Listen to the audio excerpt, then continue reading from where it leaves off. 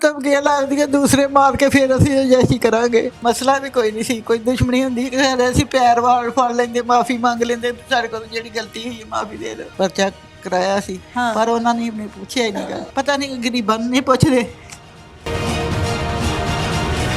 ਸਾਨੂੰ ਖੁਦਾ ਵਾਸਤੇ ਕਰਕੇ ਇਨਸਾਫ ਦੇ ਦੇ।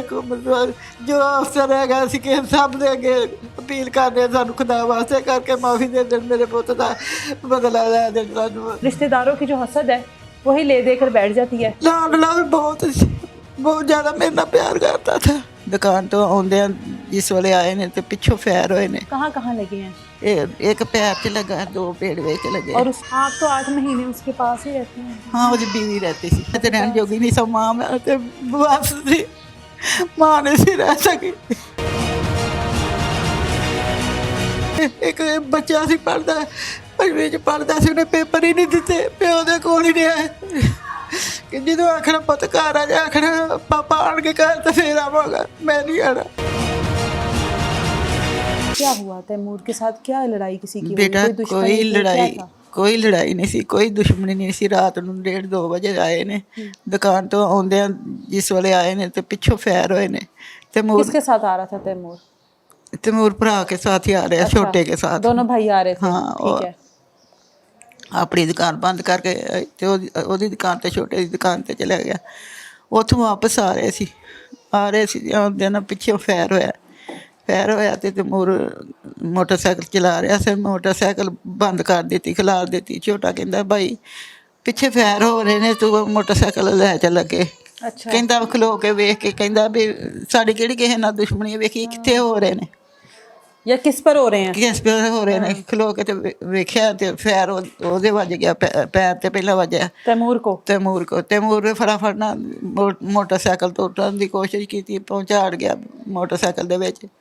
मोटरसाइकिल च अड़ गया तो ओहदे को हिलिया नहीं गया, उत्थे खलोता सी, मगर ना होर फैर कीते। अच्छा। वो पेट विच वजे तैमूर के पेट विच। बाकी दूसरा भाई जो है वो ठीक रहा? वो ठीक रहा। अच्छा।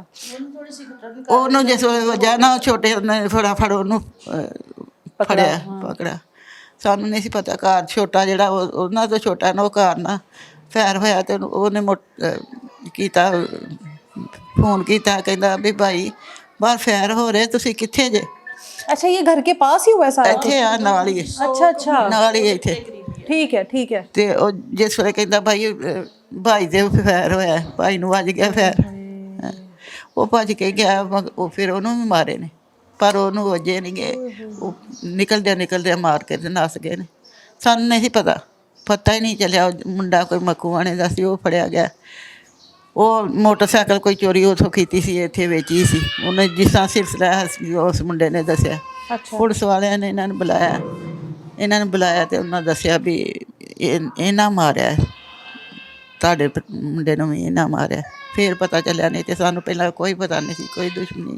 तो जिन्होंने मारा है वो आप लोगों के क्या लगते हैं? वो लगदे मेरे बंदे दे भरा दे पोतरे। अच्छा। यानी कि तैमूर के ताया के बेटे।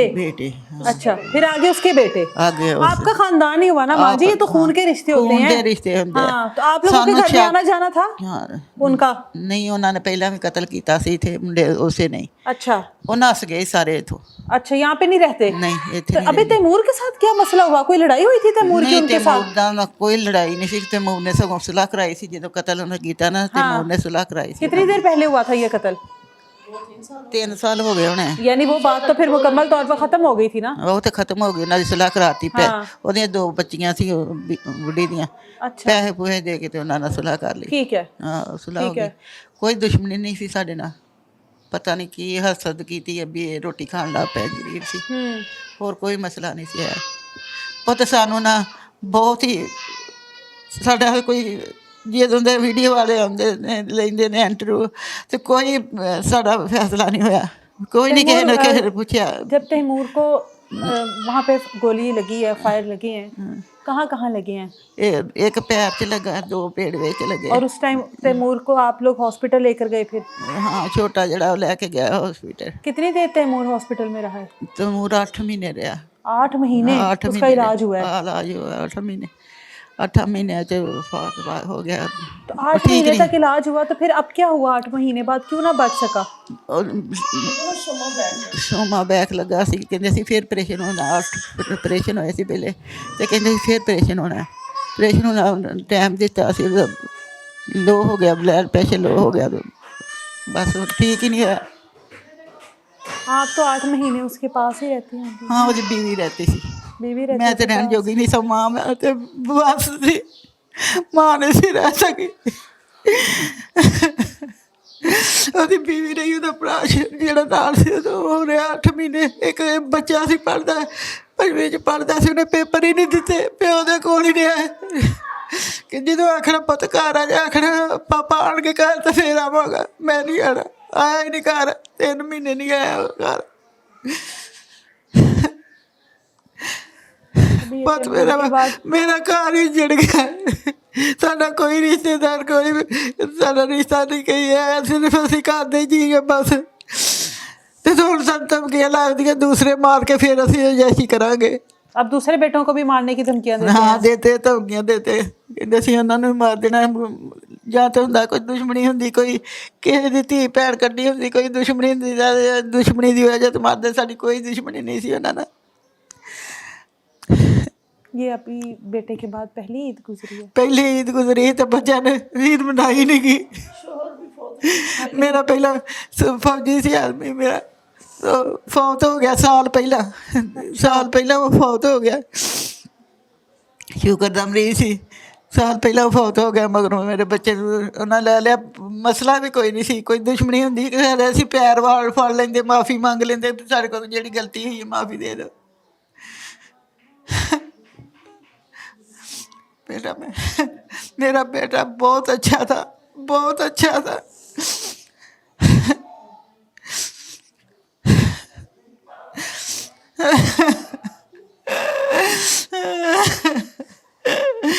सानू खुदा वास्ते करके इंसाफ दे दे हुकूमत, जो अफसर है असीं कि सब दे अगे अपील करते हैं, सानू खुदा वास्ते करके माफ़ी दे देन, मेरे पुत का बदला लै देन सानू। जी 8 महीनों में तैमूर 8 महीने अस्पताल में रहा, उसका इलाज चलता रहा। 8 माह में किसी को गिरफ्तार नहीं किया गया? ना, किया ही नहीं ना, किया ही नहीं। शक सी उन्हां ते, इन्हां ने देती सी दरखास्त, पर्चा कराया सी, पर उन्हां ने पूछया ही नहीं गा। पता नहीं गरीबां नूं नहीं पुछदे।